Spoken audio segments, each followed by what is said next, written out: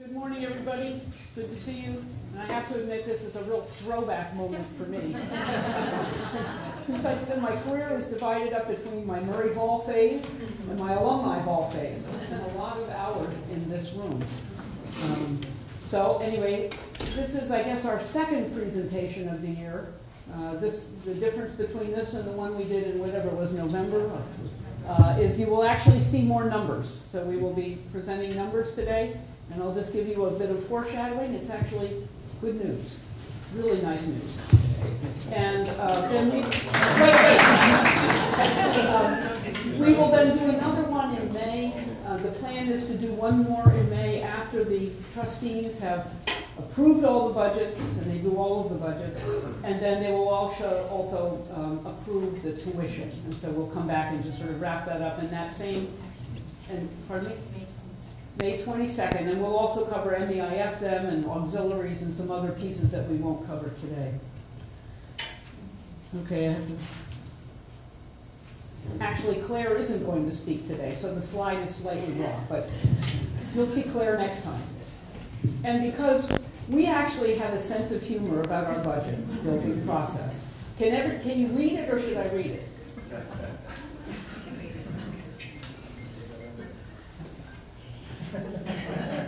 Over here it says, don't say any of that stuff when you present to the FFP subgroup, which basically is boring.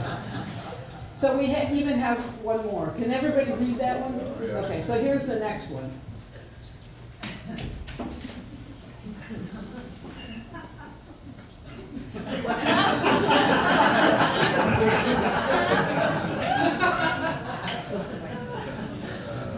Okay, from now on we're playing it straight. And as we've done before, we're really building our budget presentations around the priority outcomes that have been established by the Board of Trustees. So we've got priority outcomes. I'm going to put everything up there and then I'll talk a little bit. We've got some secondary outcomes, and we'll really only talk vaguely about this. And there are some additional considerations that will, and I'll just say this right now, they will come up and they'll sort of be woven in as we go. The presentation is really framed around the four priority outcomes. So just sort of some thumbnail sketches. When you look at our enrollment, you'll see that we have a 1-year 1.3% increase and a 5-year 4.5% increase. If you break that out or partition it into undergrad and grad, you see the undergrad enrollment for a 1-year increase of 1.6%. Yes, I got that right. And, no, I'm sorry, 1.3%. And a 5-year increase of 5.5%. When you look at the graduate enrollment, a little different story. We have a 1-year 1.6% increase and a 5-year 7.4% decrease. And I think the good news on that is that 1.6% increase. We see grad enrollment as an area that we should be capitalizing on. We're paying more attention to it. We definitely see growth potential in the state, and we see capacity in our programs. And the fact that that has turned around, I think, is very much the good news story. We have, and you will see, we've had significant enrollment management success. I mean, significant enrollment success really due to a significant enrollment management effort led by, right now, Dr. Joe Lee, prior to that, Joel Winkowski, and a team of people. Chris Richards is here, among others. It takes a large number of people working very hard to see enrollment success. The flagship match, that will come up today, and that has been very beneficial and has had a significant impact on our out-of-state enrollment. And I will say that just going forward, we are taking a rather prudent approach to predicting enrollment increases for the future. Enrollment management is an extremely competitive arena. If you haven't followed the demographic challenges of Maine and New England, and in fact about 3/4 of the United States, you're competing with every other state. You're trying to attract students to your own state. Those same states are trying to hang on to their students the way we are. So you have to be, everybody has to be mindful. It's a very sophisticated operation, and it's challenging at best. And it's especially challenging in Maine because we have such a low population to begin with. The other thing is we will talk about student success and completion. You're familiar with Think 30, but there will be a discussion of Think 30, the improvement in graduation rate, and attention focused on improvement of student performance in gateway courses. Because obviously that's also an area, if you lose students right off the bat in gateway courses, you've lost them. And so improving that experience for students pays off in the long run in terms of their persistence and then ultimately completion. When we talk about enhancing the fiscal position of the University of Maine system, we frame it around the fiscal position of the University of Maine, and you'll see that the improved fiscal position of UMaine certainly has a significant benefit for the University of Maine system. You'll see a clear demonstration of net revenue growth and a decline in the structural gap over the last few years. Once again, very much attributable to the growth of out-of-state enrollment. And then the last priority outcome, supporting Maine through research and economic development. There'll be data about information provided about partnerships, projects, licensing revenue, business incubation and spin-offs, as well as some information in general about research expenditures. And so with that, I'm going to turn it over to Jeff. There you go. Thank you, President Hunter. I'm going to, President shared her quick anecdote about Murray Hall. I'm going to share mine. So I've worked here in my 32nd year of working at the University of Maine. And for 4 of the 5 prior years, I was a graduate student here. So I have been all over this campus. I've been in every single building except Murray Hall until today. An introduction to Murray Hall, and I heard so much about Murray Hall from Dean Ashworth and then Dean Cervello, and it's actually a lot nicer than I was led to believe, although I do think we're at some risk of falling through the floors later. All right, so my role is to talk about a couple of the priority areas, enrollment and student success. And so some of this, I'm going to start by talking about enrollment, and some of what I'm going to show you is exactly what I showed you back in November when we had a budget meeting. So I do understand that several of you probably went to the website and found the film of that and watched the recording of it last night to be ready for today. But for the ones who didn't do their homework, I'm going to do some review and then show you a little bit about some new information about how we're projecting things. But this is information we've shown before. It gives us a 10-year, 10 years of data. As the President indicated, over the last 5, we've got a nice steady increase in overall, this is undergraduate we're looking at now, undergraduate enrollment. And to get the lens wider, some of that is recovery from 5 years of decrease. Overall, we are up over the 10-year period in overall enrollment. But of course, the 2 other things that I hope are obvious in looking at this graph is that it's a very different picture about in-state versus out-of-state enrollment, and that we've been able to recover and improve our enrollment picture by aggressively pursuing out-of-state students. And a lot of that, as President Hunter alluded to, is just a fact of the demographics of the state of Maine. But I do think there are things we can do, and we are doing some things to be more successful with Maine students. I'll talk a little bit about that. So that's the undergraduate picture. The graduate picture, again, is a little different. We have more of a really steady decrease in undergraduate, or I'm sorry, graduate, and so for those of you I'm talking about credit hours here. Credit hours, through a lot of hard work, we've been turning that, and we've got to turn that in a positive direction now. I suspect that you've heard Vice President and Dean of Graduate School, Balaramian, and Associate Provost Luke LaRock talking about our UMaine Gold initiative as an initiative around online graduate degree completion. Gold is graduate online degrees. We're excited about that. The first programs will be getting going next year, and I think that'll be a significant, have a significant and meaningful impact on graduate enrollment as we go forward.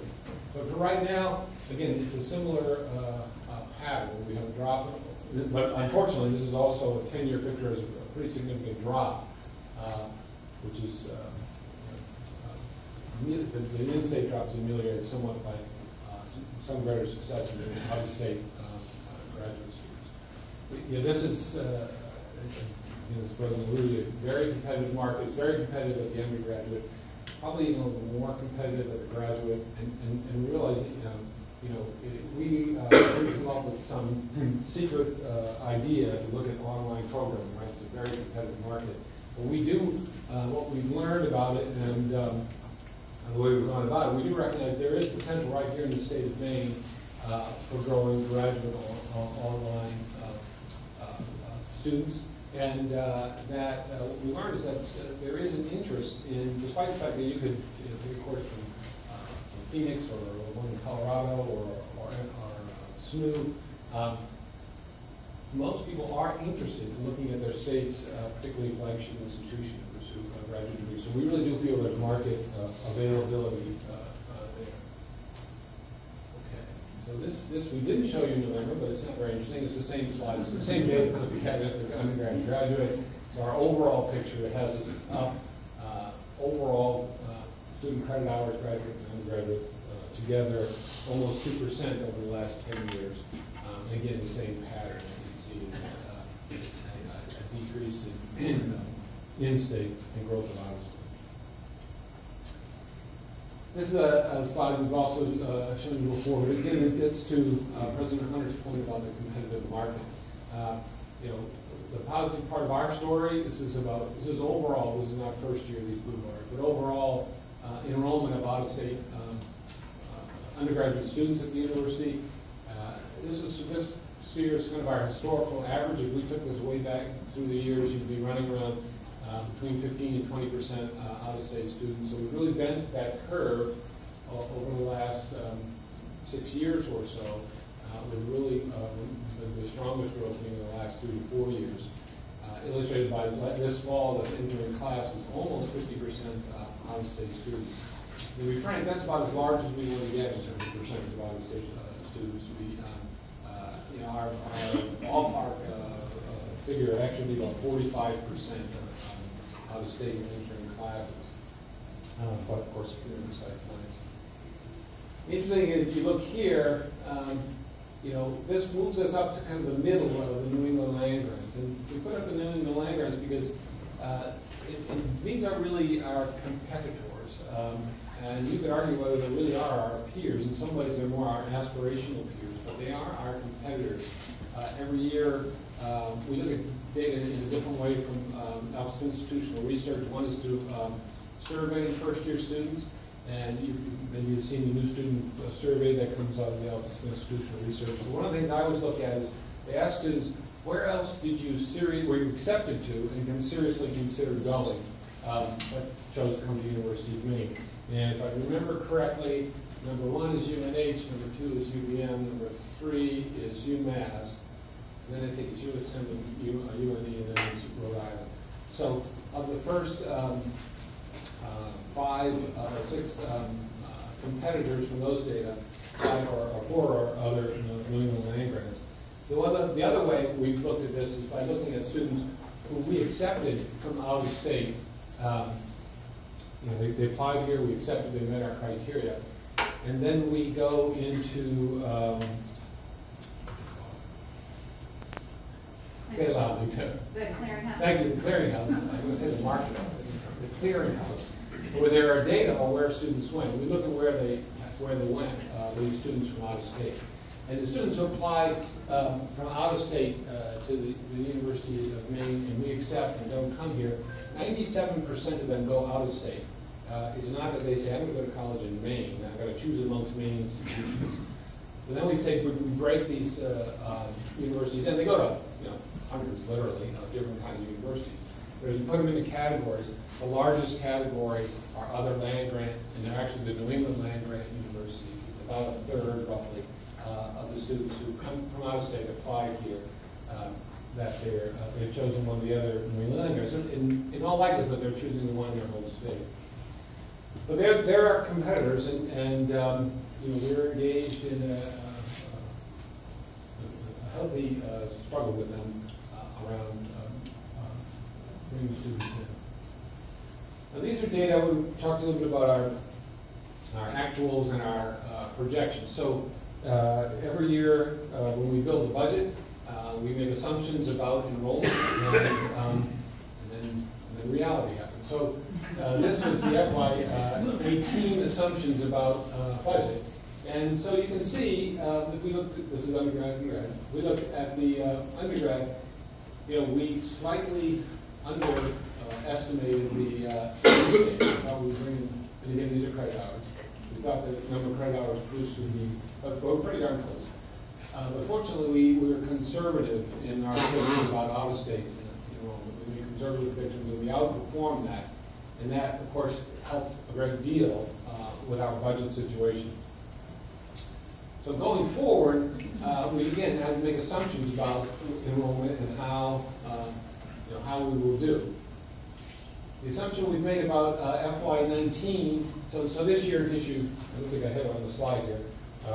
This year, the assumption we made about overall undergraduate enrollment for first-year students was that we'd have 2,300, and we failed at that. We only got 2,299, but we were okay. But so that's a record for the University of Maine, and that topped the record set the year before. So we've done, we and our team, but I would also say the entire campus has done well in looking at enrollment as everybody's job, and we've improved that. So setting the goal last year of having 2,300 first-year students was an ambitious goal, and we knew it, and we achieved it. In building this, we made the assumption that we weren't going to grow further, but we still have the goal of 2,300 first-year students. We want to match what we did this year. I will tell you, we're a little bit behind on indicators, and I say that one just to give a little dose of reality, but two, to inspire you and to do whatever you can, except at students' days or in other ways, to get students to yield. I know the President's Cabinet has been involved with this. We made, a couple weeks ago, we made phone calls to accepted students. I'd say hi, I'm the Vice President here at Academic Affairs, and blah, blah, blah. And talk with them, and the convention is coming up soon. The deans are going to all be making calls to accepted students. So at the leadership level of the university, we really recognize the importance of this, and we've got work to do. Deb and Ted in the Office of Institutional Research, they've done modeling for us, and it's really remarkable. If you can improve yield by a half a percentage point, that has significant bottom line implications. So anyway, this is where we see things going. We do believe that overall undergraduate out of state, our credit hours will grow. And again, that's not on the assumption that we're going to continue to grow larger and larger first-year classes. It's this idea we've got some large classes that are going to move forward, we're going to bring in classes somewhat comparable to that. We do think there's some things, and under Joe Lee's leadership, we're doing some things more assertive, I guess I use that word, to reverse the trend in in-state students. We've been looking at the way we use scholarship offers to go after in-state students. And we're also going after students that I would say are at the high end of preparation. I'll talk to you a little bit more about that in a minute. But making some fairly conservative assumptions. This is what we think we'll do going out through FY22. At the graduate level, again, I think we've made some pretty conservative assumptions. We're looking at essentially the same in-state. We think we can grow a little bit out-of-state next year, but then really very conservative. No growth out-of-state. Conservative growth in-state. When I present these and discuss this with Monique Larac and Cody Baramian, they have said, we're going to blow that out of the water. But for our budget planning, again, we want to make some somewhat conservative estimates. So, in terms of our enrollment strategy, again, back in November, I spent a fair amount of time talking about this. I'm going to summarize some of the key points from there, because I don't want you to think that our whole strategy is just about marketing and about financial aid. We have a very multi-pronged approach to our enrollment. So, but they all rest on the idea that we're going to accept students here who are prepared to succeed, and we're going to enhance access to the university, and we're going to enhance access through partnerships. So, again, I won't go through all of that. Well, I will mention to you, but in November, I went through some details, some additional slides about that. And again, I'll remind you, you can always go to the website and pop some popcorn and watch that. But the program, basically, we've accomplished this piece. We have phased out what we used to do in terms of remediation programs. We have a program called the Foundations Program. We're no longer accepting those students. So if you look at those students, they were at the low end of preparation, and not surprisingly, they had low levels of retention and graduation. Now, it's not that we don't care about those students. We care about them. We want, particularly the ones from Maine, to have opportunities to pursue their degrees. So we've developed a couple of partnerships, one with University of Maine in Augusta and one with University of Maine in Chias, to accept those students and working with them on their curricula so that those who succeed are prepared to come into the University of Maine. We're actually doing something really, I think, quite ambitious and innovative with University of Maine at Augusta, where we're going to take up to 50 students who will be they've applied to the University of Maine. We told them you're accepted, but to start at the University of Maine in Augusta, but you can live on the University of Maine campus. So working with Dan Sturrup and his team identified dorm space for them. They'll actually be taking classes at the University of Maine, but they'll be taking University of Maine at Augusta campuses classes. You mean at Augusta from the Bangor campus. Their faculty will come up. They'll be using a couple of classrooms in a little hall. We provide them a little bit of office space. What we're going to try to do is help them to be successful not only academically, but to be prepared to come into a university like this and start to grapple with the things that Dr. Dana and his team worked with about, living in a dorm, this life, this increased amount of freedom, et cetera, et cetera. So I think it's an innovative approach, and the vision is that those students become University of Maine students in their third year, and they're prepared to be successful. We're managing the way we get students into high demand programs. I'd say engineering is the leading point in that, and school of nursing is the other leading point. A few years ago, we created a waiting list for some of the programs in the College of Engineering. And that's, at one level, was very just really making sure that we were being fair, that we were accepting into the students, not just based on who happened to confirm what day, but based on their quality. So we created a waiting list, and we started from the top in terms of preparation. And that was the thinking about it. But the other thing that happened as a result of that is that reputationally around the state, I think Chris and others in the enrollment management team heard this, people less frequently, I won't say they stopped saying it, less frequently saying, oh, I can always go to Maine, I'm looking here, saying, gee, I hope I can get into engineering in Maine. If I apply early, I can get into engineering in Maine. I've said this anecdote before in public forum, but my neighbor lives across the road one. Her son's like really smart, a really great high school student, and he's actually here now. But last year, she was talking to me around the holiday time. She said, "Oh, Ben's applied to engineering. I hope he gets in." And of course, my thought bubble was, Ben's in. But I didn't say. I said, "No, I hope so too." We'll see how it works out. The other thing we're doing is we're going after Maine's top students. And when we've looked at the applications to the University of Maine from Maine students, and you can put them on a continuum that enrollment management looks at, I don't like the word quality, but preparation, so SAT, high school performance, and their rank.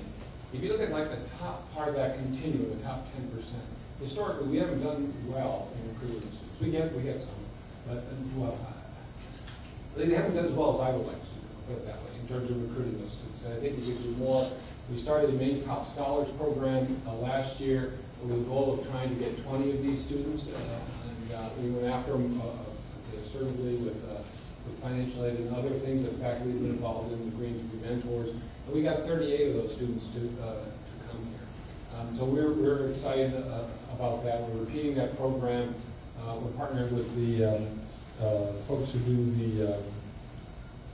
the science fair to get to students who are interested in research and engaged in research as undergraduates. connecting with them by offering scholarships right at the fair, which is doing very soon this month. We're looking at what we do for outstanding students. We do a lot here. I think the Honors College, again, is a sort of a public face of that. There's of course, all kinds of other ways that students, outstanding Maine students or any students, have you all know this, but incredible opportunities here at this institution that they don't have anywhere else, certainly in the state of Maine. And again, I'll mention the Honors College. I'll look at C.W. Dagger back there. 100 to 150 undergraduate students in a typical year working at Advanced Structures and Composite Center. And I know in each college, in each area, you have opportunities for outstanding students. What we're trying to do is a better job of marketing that, but also actually growing those opportunities. So a few things we've done: we started the flagship internship program to connect with companies and have students have paid high-quality internships in summers. We started a major scholarships office in partnership in the library. In the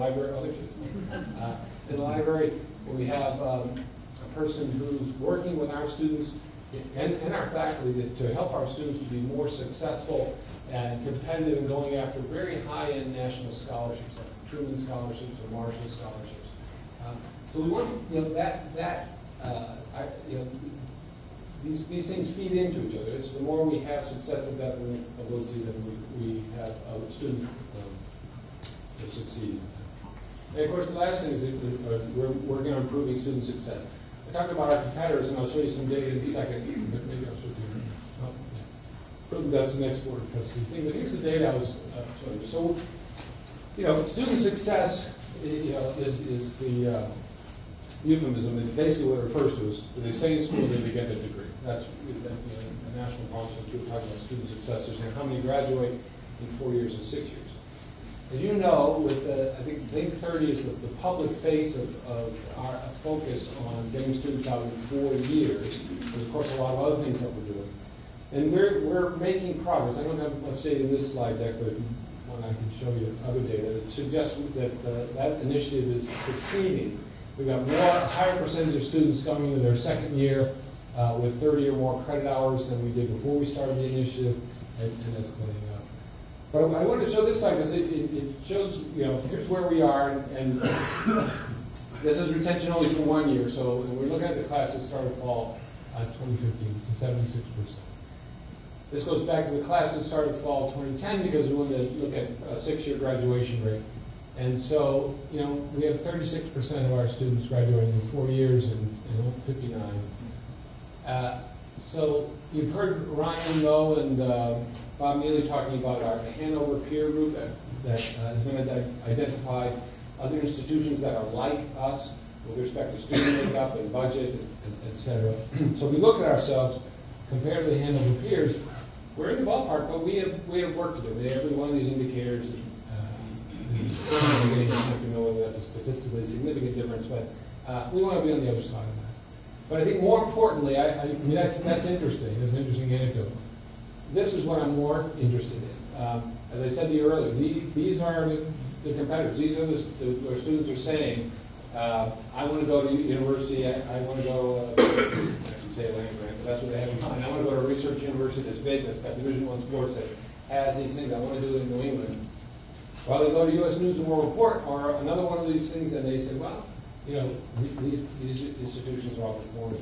So we have work to do. We're engaged in that. Of course, as I said, I think 30 is the leading point on it. But we're also we're involved in looking at President Hunter mentioned gateway courses. We're working in collaboration with the math department. On looking at the first calculus course and trying to do some innovative things there. We've got a team working on that. And actually, on April 6th, we're bringing a national expert in to meet with us about it.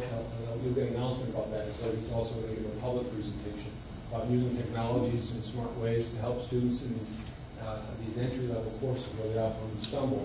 So, and actually this morning, I was on a telephone conversation with the APLUs looking for 100 universities nationwide to partner around student success, and we've been asked to and have indicated interest in that. And I was on the phone with them this morning, and they asked about, what are your, of the many things you could focus on. And that was the one I said we would like to partner with. I think we're doing some innovative things in these tough entry-level first-year courses, but I think there's more that we can do and we can learn from other institutions. So that will be a focus in the years to come, and we need to, if we're going to make progress on these numbers. But I don't want to be a downer. We have been making progress, and this is the last 5 years of our 4-year graduation rate. So the one data point I showed you in the prior slide was this one, and that's up from the prior year, moved up and up. A little slide back, but I'm hopeful, and I'm confident by 2015 you're going to see a bigger jump. Because the class that started fall 2015, we started the Think 30 initiative in the summer of 2015, and the class that started that fall, the heaviest dose, if you look at it, and we're actually tracking where they are. So when that class moved into its sophomore year, 10% more of them, there's a 10% higher rate of students who had 30 or more credit hours compared to the end of the class the year before. So as we track them moving forward, it's an optimistic picture. We think we can move that number up. Okay, and now we'll get to the real juice of the matter, the money. It's all about the money. Okay, so as I said before, we're going to be talking about enhancing the fiscal positioning of University of Maine, and then you'll see how that feeds into the fiscal positioning of the University of Maine system. So this slide depicts, this is the net revenue from tuition and fees for the University of Maine system, shown in green, and then here's the University of Maine, shown in blue. And you'll note, if you look back, you see in fiscal year 08, the University of Maine contributed 43% of the total. And then we went through 1, 2, 3, 4, 5 years where we were 44%, pretty much a flat in terms of our percentage contribution. And then you'll see from fiscal year 14, 15, 16, 17, an increase of 2%, 3% there, 2% there, significant increase, so that now, in fiscal year 17, the University of Maine contributed 54% of the total University of Maine system net revenue from tuition and fees. And if you go back and think about it, we began the flagship match program. Our first flagship match class was fall of 16, so fiscal year 17, so this column. But before that, we were starting to see, we were focused on out-of-state recruitment and enrollment, and we were starting to see the payoff of that in terms of attracting more students from out of state, which contribute to the net revenue of this campus in a significant fashion. I think what it does is it really portrays a picture that I would say demonstrates the impact of a successful flagship campus on the university system within the state, and there's no doubt about it. We were doing this increase in out-of-state enrollment while we were very aware of the decline of in-state high school graduation numbers are declining, not because people are dropping out of high school, you've heard this all before, but because the population is declining. And we don't have our famous witchy slide with us today showing basically the in-state graduation from high school numbers are going like this, and our out-of-state recruitment went like this. And that's how our revenue went up. It's not because we were attracting more students from the state of Maine. Now, the next slide actually shows the 6-year cumulative change in our state appropriation as we went through the outcomes-based funding experience. That's how I'll call it. You can tell I'm really closing in on the finish line as my narrative changes a bit.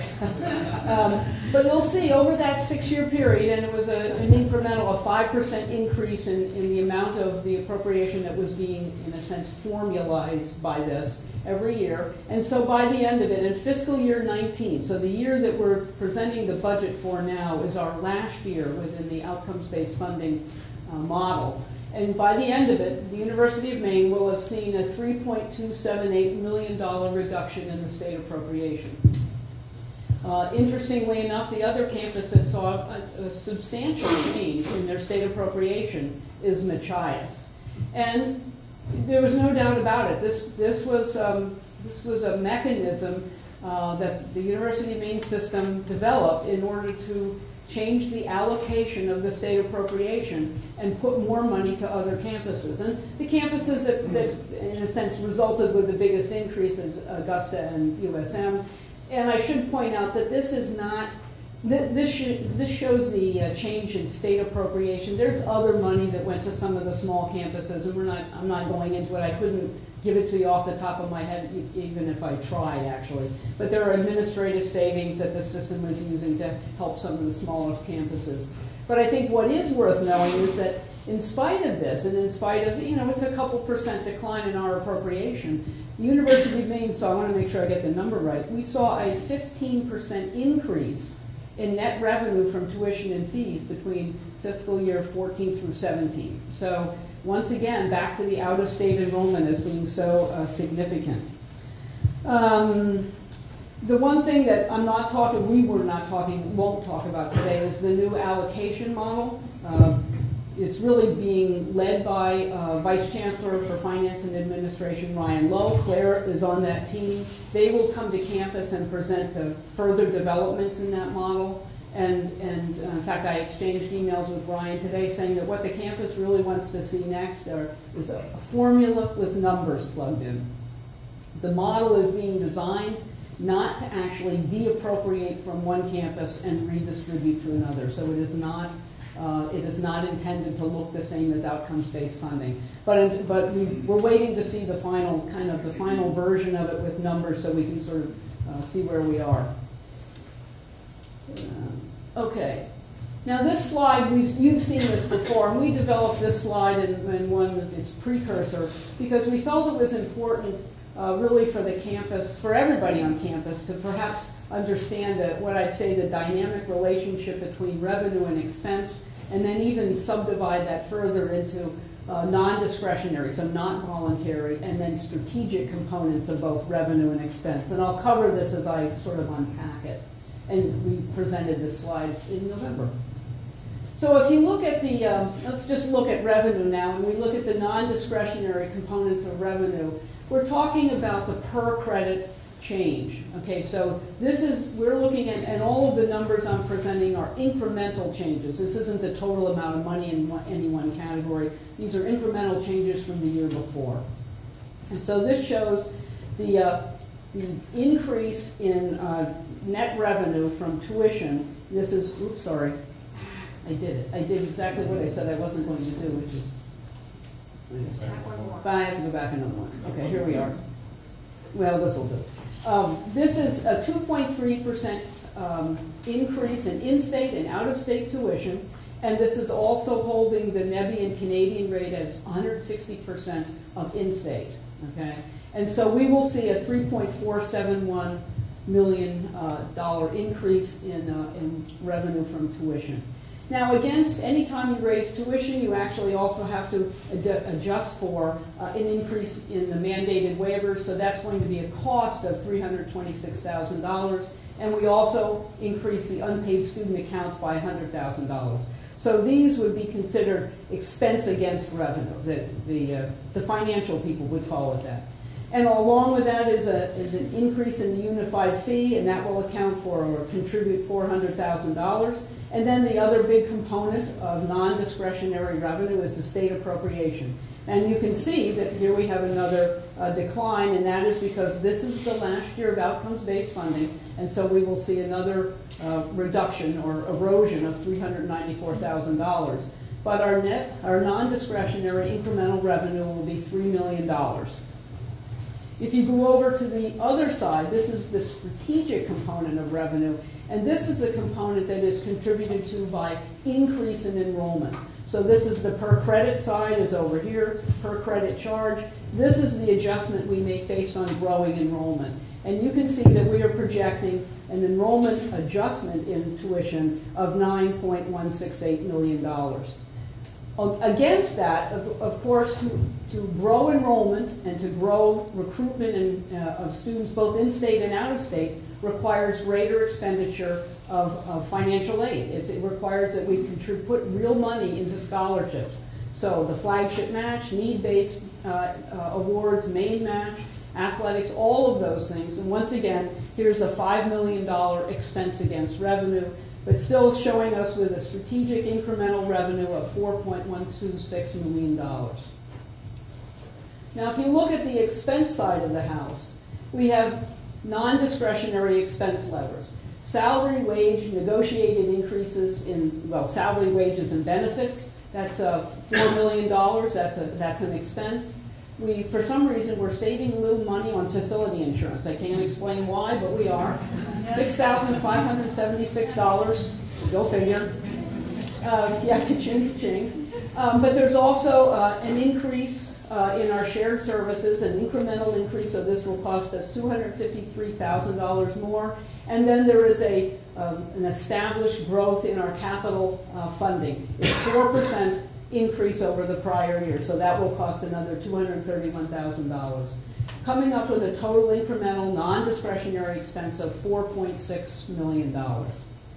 Looking at the strategic expense levers, and I think this will actually, these are the decisions we make in terms of how to be strategic in spending money across this campus. Where do we make investments?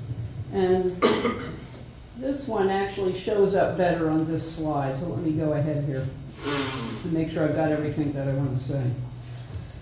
So we have, first, we have a variety of academic investments. There's strategic faculty investments of about $800,000, and enhancing the student experience, we're making more investments there at about almost $289,000.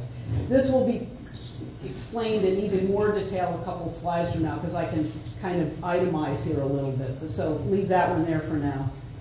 Enrollment efforts. We've talked over and over about the investments we make in enrollment. There's operational costs as we run an enrollment management enterprise that is, over the years, has become increasingly sophisticated. Obviously, the personnel costs, travel costs, operations, all kinds of things, and we have to keep investing in that. So we've got admissions enrollment investments of $100,000, and we have financial aid staffing investments of about $152,000.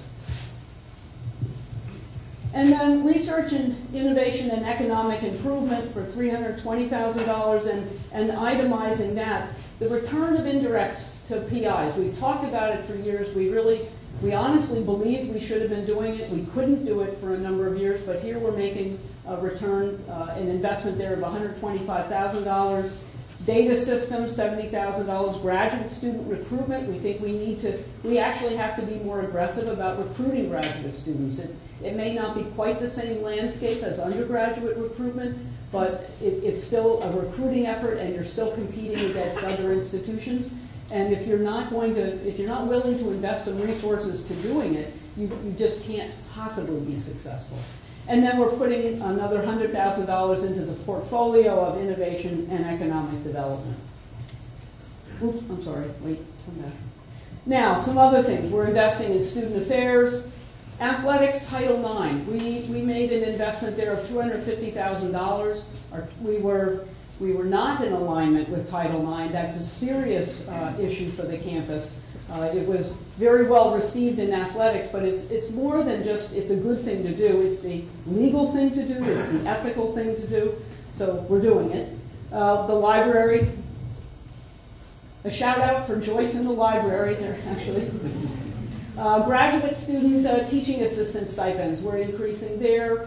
We have some additional investments in facilities, capital investments, utilities, leading to a total incremental strategic expense of $2.5 million. So if you walk through this, you see we have a non-discretionary side where we have a net incremental revenue of about $3 million, total incremental expense of $4.6 million, leading to a non-discretionary parameters gap of $1.587 million on the non-discretionary side of the figure. If you look at the strategic side of the figure, you see the revenue increase, strategic revenue increase of $4.126 million, total incremental strategic expense of $2.5 million, leading to a strategic surplus of $1.587 million, and a total non-discretionary strategic campus gap of 0.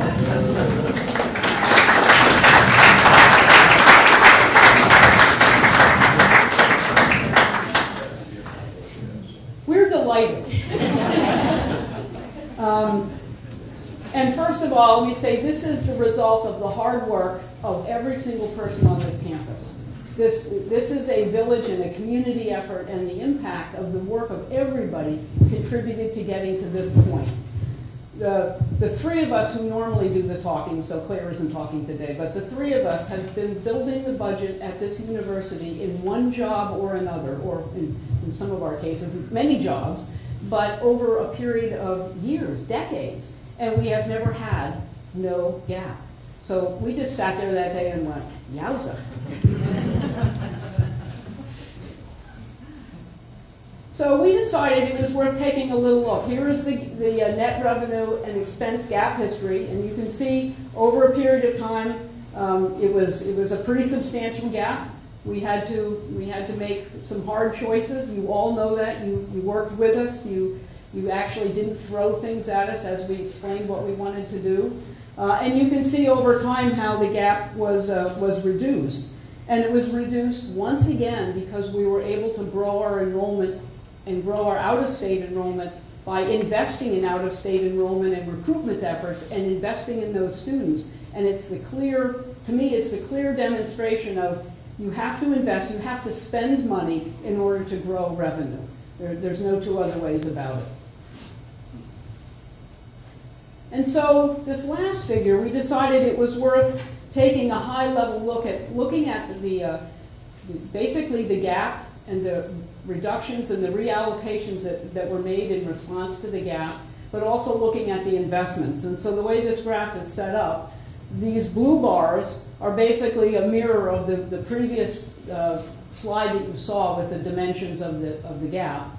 The numbers in blue show the position reductions that were made in response to that gap, and it's painful. For the most part, we did it through retirements or people leaving. There were some layoffs. There were some reductions in work year. It is not an easy thing for a campus to do. Those are difficult decisions. Those are difficult conversations. The numbers over here refer to the position number.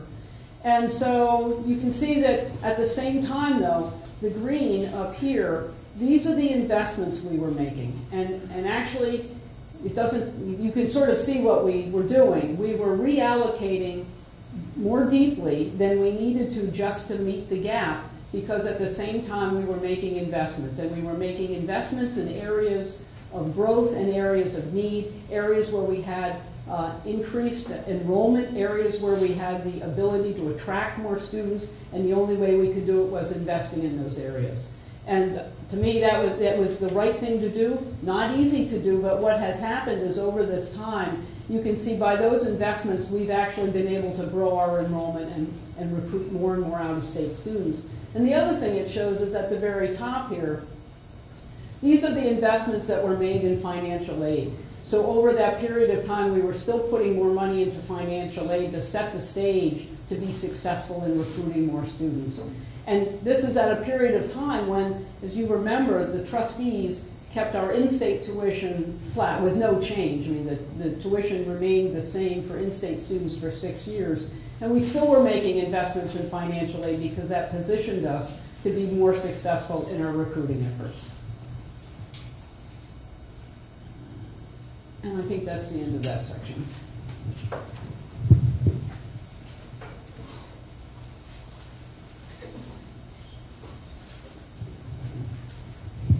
So the fourth strategic priority of the Board of Trustees is about economic development through research and economic development. And this is another area we put a considerable amount of focus. I forgot something. Thanks, Claire. I meant to, I'm sorry, but I think I really want to say something about this. You can see over here, thank you, Claire. You can see over here, first of all, look at this last year, fiscal year 19. There is no blue here because there's no gap. But you can see there are investments, and we were able to add 13 positions. I'm really sorry I didn't say that. Now let me walk through what we're adding because it's significant. We're adding faculty in nursing, mechanical engineering, math, forestry, and education. We're adding staff. There's a sustainability coordinator, a data analyst in financial aid, an internship coordinator in the Maine Business School, The vice president for student affairs area is getting an additional staff associate.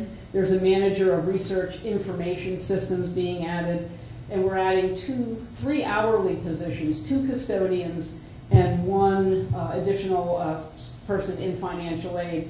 And the 2 custodians really relate back to, we actually heard you, I would say, in terms of talking about the condition of classrooms.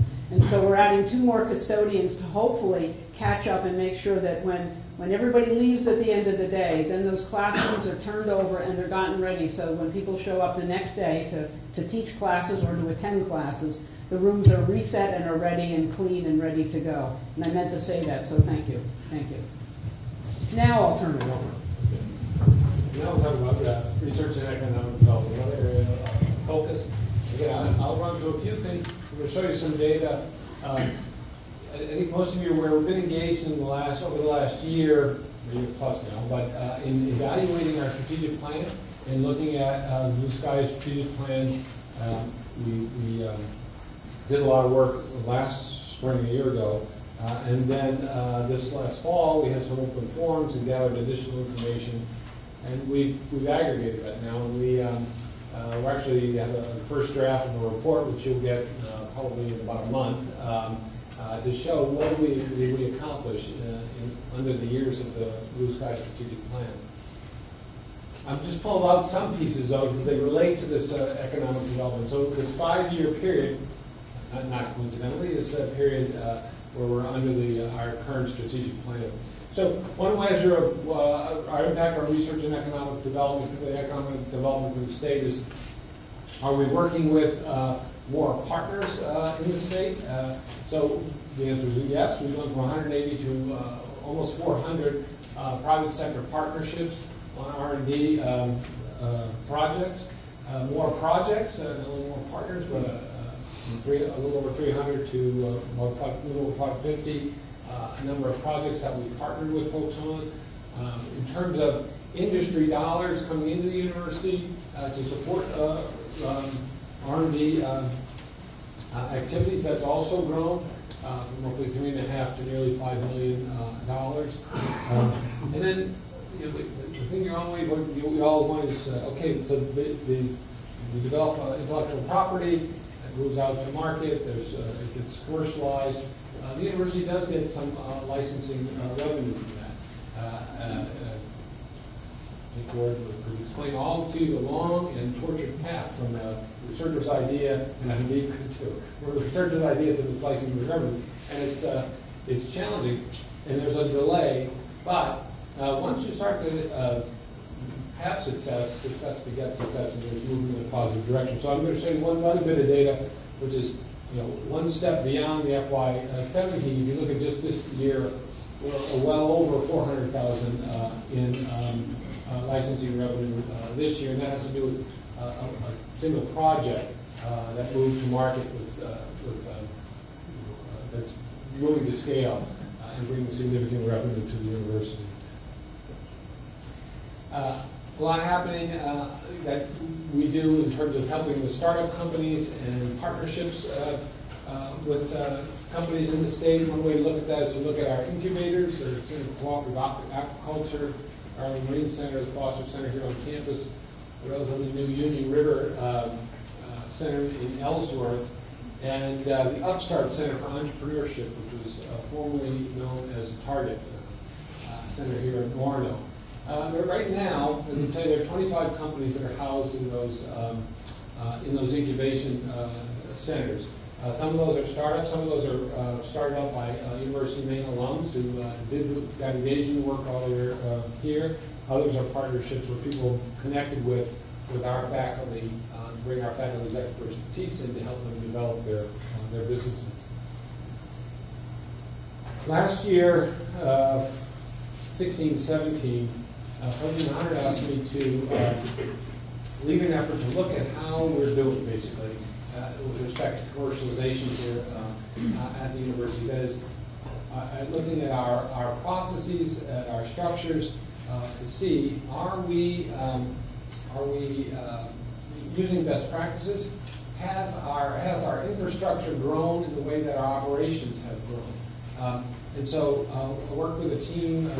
Jay Ward was an essential piece of that team, but folks from HR, the two vice presidents for research. We had some assistants from the Assistant General Counsel to look at our operations. So we spent a year looking at it. We had some support to do this from the Harold Alfond Foundation, so we had some funds. We hired consultants to help us work on a couple of different aspects of this project. I won't go into too much detail, but last was it August, we completed a report which I presented to the president, and she accepted our recommendations. And so right now we're in the process of implementing. And what we're doing, I think, is moving the university to the next level with respect to commercialization and taking intellectual property to market, impacting primarily Maine's economy. So I'll just mention a few things. We formed what's called the Innovation and Economic Development Council. And what this is a top-level committee that reports directly to the president that consists of folks in leadership as well as faculty representatives and representatives from our research centers. And really what the IEDC is charged with right now is implementing the recommendations that came out of that year-long set of work, and some of those are here. We're in the process of activating the University of Maine's Research and Development Foundation. Many universities have independent 501c3 foundation that exists to support the R&D enterprise at that institution. The University of Maine created one on paper in 2014. We are now taking that and creating an operating agreement to actually implement that. This will provide us greater flexibility in the way that funds are used to support research and development. It will provide some opportunities for folks in our research centers to do things in different ways. We're working, the system has created a research reinvestment fund 3.5 years ago. We're in year 4 of that investment. That's a $10.5 million investment, 2.1 per year. We're very much engaged in, or those funds have been used in a variety of ways to feed the pipeline of research that has potential for commercialization. We think we've had good success with that. The other way those funds have been used has been to help us create support for the research enterprise here on campus. So I think the Office of Grant and Development is probably the best example of that. Jason Charlin back there leads that operation, providing support for faculty.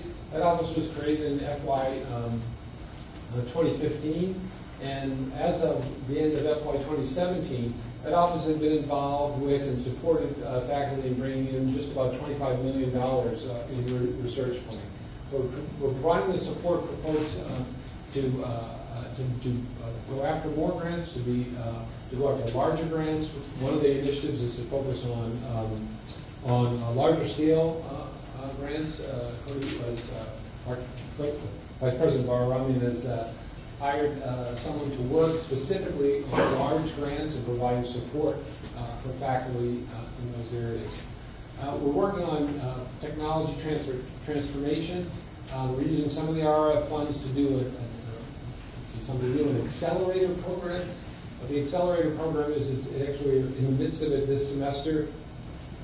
There was a competition last fall for faculty who have been involved with R&D. Some of the work has been supported by earlier pilot work from the RRF funds to move their ideas to market. And so there was a competition, 5 teams were chosen, and they're engaged every week through a 16-week intensive program about how to do market analysis, how to analyze IP, how to create a business plan. And by May, each of these teams will have a plan developed for how to move their IP to market. We're looking at industry engagement. Part of what we did in this year, last year with the commercialization group was we surveyed industry partners and we ran focus groups with industry partners to learn what was working well in working with the university and where were areas we needed to improve. We've developed some plans for improving that. We're looking at our IP policies to make sure they're current and supportive of our activity. And back in January, we held a commercialization summit on campus here. inviting business partners, University of Maine system partners, and folks like the Maine Technology Institute, to talk a little bit about where we're headed, to get feedback from them, and invite them into partnering with us to do that.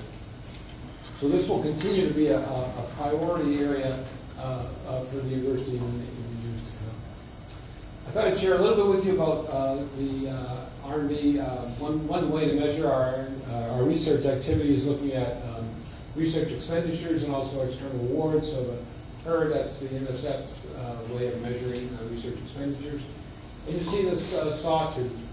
Our overall expenditures and our external awards peaked here, but that was during the whole federal government's stimulus period. An unusually large amount of money was made available. Our faculty and researchers took advantage of that, and so we peaked there. We've had variability, but one of the marks that we've often said is we're about 100 million. We'd like to be over 100 million in research expenditures. Last year we were just shy of it. But there are a lot of things that have been implemented in our plan, which again further support the bringing in of external funding. These are some of the things that primarily have been developed by Cody Varamian with his team. As the President mentioned at the outset, there will be a fourth budget presentation in May, and we will be talking more about the MEIF budget then and about how that's being used and our plans for the future. But just talk about some of the ways that the innovations that have taken place recently to support grant-funded research. One was the creation, well, I'll start one at a time. This fall we're starting something called CORE, Coordinated Operating Research Entities, and basically what that is looking at research support infrastructure and sharing the cost so that multiple researchers can have access to it by bringing it into a central organization. So as an example, might be electron microscope. That instead of being owned by one research center, that research center agrees to make it part of CORE, and then CORE, others have access to it right in time with the electron microscope into their grants and sharing the cost here. We're starting with a small group of research infrastructure. We expect to expand this. When it reaches a point, we also want them to use this as a way to market the university to business and industry in the States. And these are assets that they can access as well through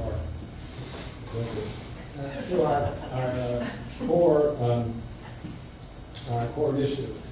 I've already mentioned the Office of Research Development. Cody has reorganized the ORSP into Office of Research Administration and Research Compliance. I'll let him explain all the details of that, but basically we have a smoother running, more functional operation. Something new, again, that we've started this year is a competition for interdisciplinary undergraduate research collaborative, using MEIF funds, a competitive ways to bring more undergraduate students together, and as it says, an interdisciplinary team. I'm particularly excited about this. One of the things that, again, sets us apart as an institution from any other institution in the state of Maine is the opportunity for undergraduate students to be engaged in research. This is one more way that we are providing support for that. And the fact that it's focused on interdisciplinary is clearly where things are now and where the future is. We're preparing those students to be successful in that kind of environment. Then I just want to mention the Maine Impact Week. This is something that started with as the Student Symposium and has grown. This will be the third year. We've primarily done this at the Cross Insurance Center, but it's really expanded to a week of activities and really highlighting University of Maine research and economic development in action. So there are several things going on, but I just mentioned a couple of them. There's the Research Symposium, which is all day on Tuesday, April 17th. The graduate student, Elizabeth Kilroy, who's been a real leader in this, told me the other day they have proposals, and it's over 1,000 students are on various forms of presentations or papers to be presented at the Student Symposium on the 17th. If you haven't been to it before, highly recommend go down and spend part of the day there. There are posters, but there's also a variety of formats for students to present their scholarship. And this is undergraduate and graduate. And the new thing we're doing now is that day will flow into a business connect in partnership with the Bangor Chamber. It'll be an opportunity for inviting the business community to come in and sort of like a business after hours. It's a networking activity. But our faculty and students, particularly our students, will be there in part of that activity. I think it's a great idea, not only for helping our students to network, but for helping business and industry learn more about what goes on here at the university. And then on Thursday of that week, we'll have something called Celebrating Scholarship at the College Center for the Arts in the evening.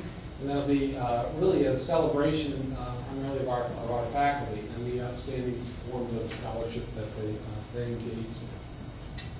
And with that, I'll turn it back to the president. Bring that door. Yeah, I'll take that. It's just the back.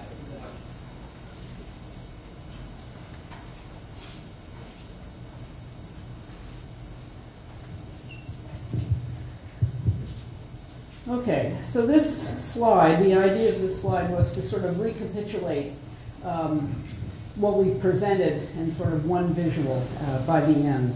And in part, it allows us to make a point or to emphasize the point of I think, the interrelatedness of the Board of Trustees' priority outcomes, especially focused just on the 4 priority outcomes, but actually all of them.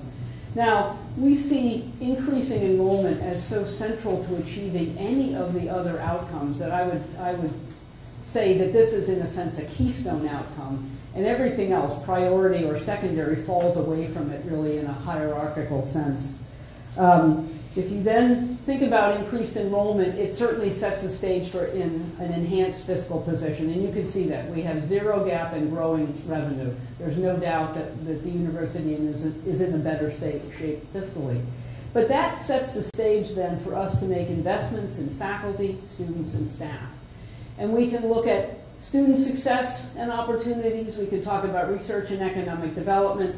And those two things are very related. You know, if you spend time talking to prospective students and their parents, the idea of working with a faculty member or a faculty member and the graduate student team is really attractive. And more students come looking for that. And you can see that in the growth of Cougar. You can see it in just the slide, the growth of participation in the Student Symposium. Students are looking for opportunities to do, I say, more than just take classes, and that in no way is meant to be pejorative about classes, but they're looking for a different kind of experience. And often those experiences, it may be in someone's lab on campus, but many times it also allows them to engage off campus. They may be interfacing between a research group on campus and a business in the state. They may be engaged with one of the local governments. They could be engaged in something in Augusta. They could be engaged in a nonprofit. And that rounds out that experience they've had as a student. Partly it makes them, I think many times students really discover what they're interested in, because now they're sort of platforming from their classroom college student experience into something that is in the, quote, real world, but something that is in the world off campus. That kind of engagement, and I look at Dr. Dana here, the more engaged we can have our students be, the better their outcomes. They will persist, they will graduate, they will have a goal. They will see a point of going to college because it gets them somewhere else, and they can see the somewhere else. They're better students while they're here, and they actually participate in the community while they're here. So it actually works all the way around. Now, ultimately, we want to see students persist and then graduate. And for all kinds of reasons, that's wonderful. But increased retention also has an impact financially. Because if every year we lose, 20% of the students at the end of the first year don't come back, it puts an increasing burden on enrollment, because we're basically trying to, as an enterprise, we are trying to bring more students to campus to basically backfill for the students who have left, backfill for the revenue that has left by the departure of students. And so the better you can do as an institution in terms of hanging on to students, allowing them to be successful and then ultimately graduate on time, you actually benefit the institution financially. And that sets the stage for having even better ability to invest in the future. Now we're at the point of answering questions and having a conversation. But let me just say one more thing. As I said before, but I can't say it too much. The thanks for the situation we're in goes to every single person on this campus. Everybody buying into the importance of enrollment, showing up at events, even walking around campus and seeing visitors on campus and offering, do they need help? Do they know where they're going? Do they want some advice about where to eat? All of those things transmit to people that this is a community that's worth becoming a part of. And we're seeing that. And so thank you all for coming, and we'll see you in May.